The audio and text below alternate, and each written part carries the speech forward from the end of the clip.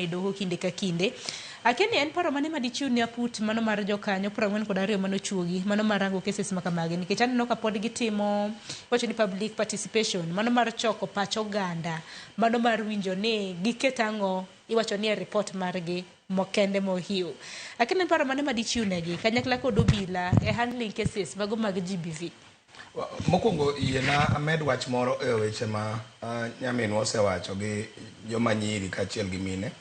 Ne kwa paro nek moro nitie manotimre mane koch ahinya mar nyadendi mapani luongo ni Wangeshi e piny Eldoret kama nosome kama wuoyi moro noluwe modhi otong'e gi le kucho.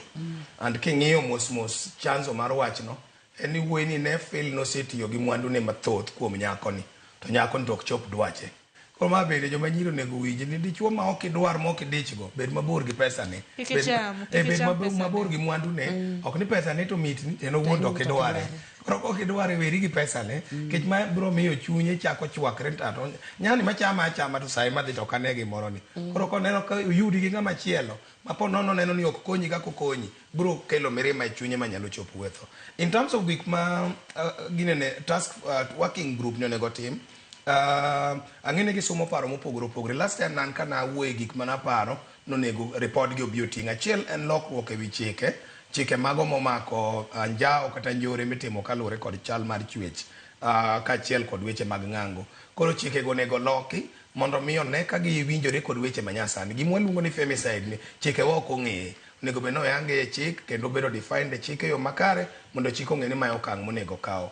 Mar ariyo na wuoye wach mar gender desk mantie e paro obila moro amora pacho ka mondo omed keto gi motegno obila obed man kanyo sakasa aito sensitization otim ne jopiny mondo mi jopiny ong'e. Ket resources mar adek modhuro e weche manyalo konyo joma mine kaachiel gi joma nyiri e counties kaachiel gi sub counties gik miluongo ni recovery centers and safe homes mondo ne kaka inyalo chuogi manyalo konyo survivors mag wechegi. Wach mar ang'wen, I talked about wach mar gimiluongo ni registry. Wang'eyo ni kata sani wan gi registry mar sex offenders. But registry no onego yare malach. Kendo anta paro ni registry no onego ket duol moro mar chapter 6. Maka ng'ato dwa chung'.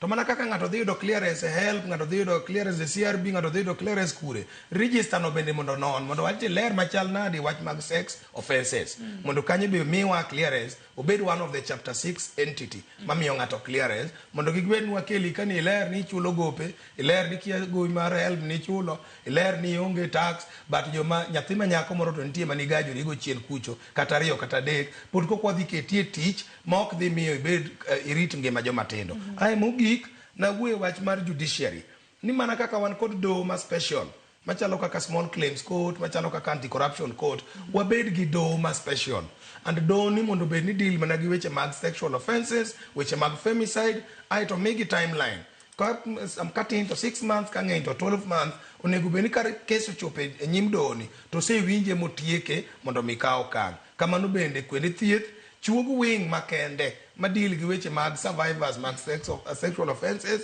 to kod gik machalo kamagi mondo mi ji okonyre. I think mano kanyalo timore and maybe wachiw support nobila kaachiel kod migepe mago matimo nonro mondo mi evidence kik lal kik thothne evidence lal kata ka evidence olal to wan ka weche go chopo irwa samoro e doho tiyudo ka ng'ato wacho ni ka evidence kech court bro mna ng'ado bura kaluwore gi evidence mokete mbele ne to ka evidence ok ochok e yo makare or samoro evidence odhi ing'ene evidences gi dwaro ni ken ng'ama nyamiyo to within 72 hours evidence no choki mobedo preserved but ken nyathi matin ma pre-puberty to nego bed within 24 hours evidence no choki kendo kane yo makare minyalo sud kode nyim do. So gin gik mopogore maparo ni that technical working group biro go but an mage pacha maparo no nego med kanyo. Lakini jaki ni nade nikech kada